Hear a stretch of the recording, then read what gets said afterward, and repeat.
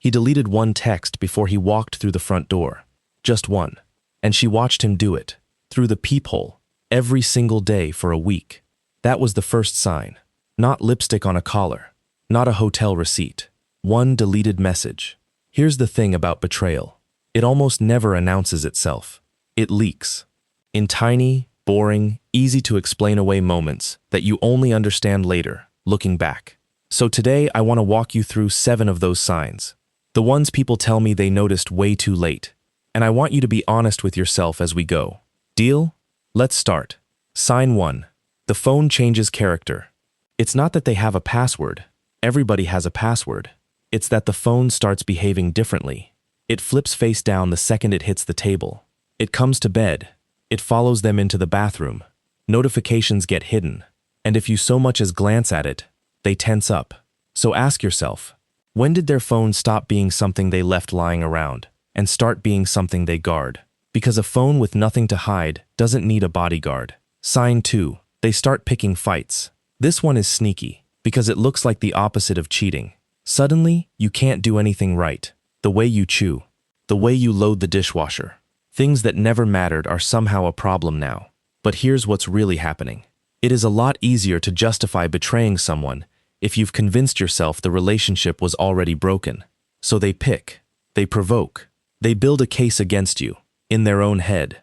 If your partner suddenly seems to need a reason to be angry at you, pay attention to that. Sign 3. The glow up with no occasion. New haircut, new cologne, hitting the gym with an intensity you haven't seen in years, shaving on a random Tuesday, for absolutely no reason. Now, people are allowed to want to look good, but betrayal has a look, and the look is effort. Effort that isn't pointed at you. So the real question isn't, are they dressing up? It's who are they dressing up for? Sign 4. You get compared to a ghost. This is the emotional one, and it's the one that cuts. It starts as little comments. They actually listen to me. They get my work. They never make it a big deal. Suddenly there's a they in your relationship. An invisible person who apparently does everything you don't. Because when someone's emotional energy leaves a relationship, it doesn't disappear. It moves. And you can feel the room getting colder, long before you ever learn their name. Have you ever felt like you were being measured against someone you'd never even met? Sign 5. The schedule grows holes. Overtime that never shows up on the paycheck. A brand new route to work. Errands that take 2 hours and somehow come back with nothing in their hands. Individually, every one of these has an innocent explanation, and that is exactly why it works. Betrayal hides in the gap between what they say they did and what actually adds up. One weird excuse is nothing. A pattern of weird excuses is information. Sign 6. They accuse you first. This one almost feels unfair.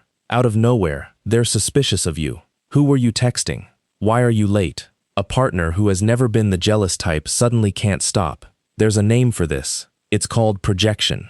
When someone is doing something they feel guilty about, accusing you moves the spotlight and eases their own guilt at the same time.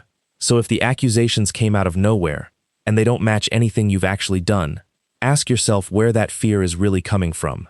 Sign 7. And this is the big one. Your gut goes quiet. Not loud, quiet. That low hum in the back of your mind that says something is off, that you keep talking yourself out of. I'm being paranoid. I'm being crazy. I trust them. But here is what I need you to hear. Your gut is not stupid. It is quietly stitching together 100 tiny things your conscious mind hasn't added up yet. Almost every single person who has been betrayed says the same 4 words.